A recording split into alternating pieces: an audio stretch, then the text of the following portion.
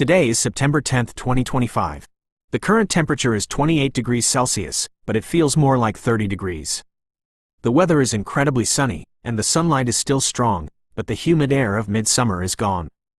I can feel the crisp, autumnal air, giving a slight hint of fall. Now, let me tell you a story about a foreigner I dropped off at the Seoul Station City Airport Terminal yesterday. It was a customer who was in a hurry with a lot of luggage, traveling from a hotel in Jongno to the Seoul Station City Airport Terminal. They were flying to the United States. To test my English skills, I had a fun conversation with them, talking about various things about life in the US. After we arrived at the city airport terminal, I helped them get all their bags out, and we said our goodbyes. Then, I drove off to pick up my next customer. About 100 meters away, a woman got into my taxi.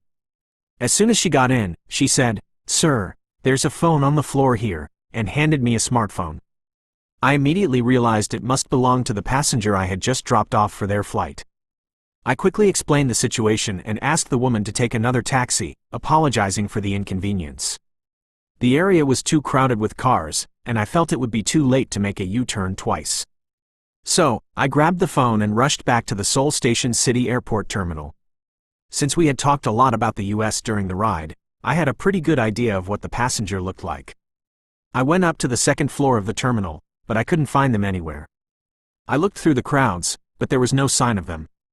I figured they might come back to the spot where I had dropped them off, so I went there and waited. After a little while, I saw a person with a pale face running toward me from a distance. The customer ran up to me, with tears in their eyes, and expressed their relief and gratitude. "Thank you so much. You saved me. I was so surprised that my legs are still shaking. Thank you so much." They offered me a special tip, but I politely declined. I told them that it would make me happier if they left Korea with a good impression of the country. Then, I guided them back toward the stairs to the second floor. I thought to myself, there are days like this where driving a taxi feels so rewarding. We shook hands, and I walked back to where I had parked my car.